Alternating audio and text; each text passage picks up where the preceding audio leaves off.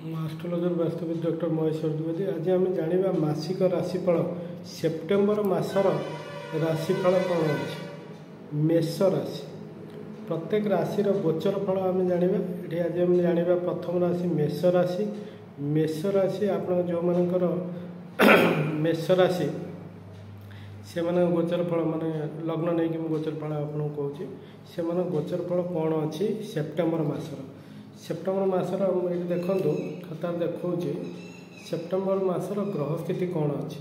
September मसरे आपणकर तृतीय अच्छा बृहस्पति, तृतीय घर बृहस्पति अच्छा, चतुर्थ अच्छा शुक्र, पंचम अच्छा सूर्य रवि रवि बुध केतु पंचम अच्छा, षष्ठ अच्छा आपणकर मंगल अच्छा, एकादश अच्छा राहु, द्वादश अच्छा शनि।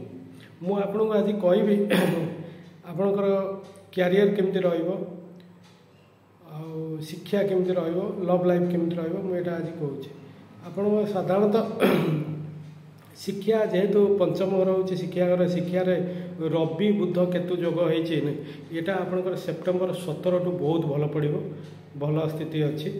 आउ रवि स्थिति भी बहुत भल रहिबो। बृहस्पति तृतीय अच्छा किसी अंश आपको भल रिजल्ट देवे, किंतु ये गोटे जिनस कौन ना आपणकर ये 12 हाउस माने 12 घरे आपणकर ये मीन घरे ये आपणकर रोचन किए ना शनिदेव। शनि 7.5 ये मेष राशि चालू है, प्रथम आरंभ है 7.5, 7.5 रु अलरेडी 4 मास जा सारा।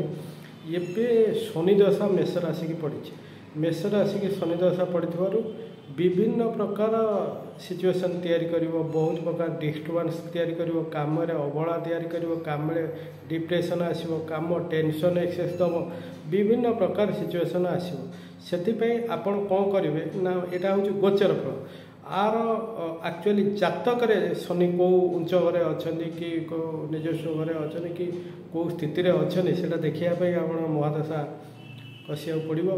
आटा दरकार पड़े आप मो पाक पठेबे, मुझे कसिक देखीदेवी कहीदेवी आपन को।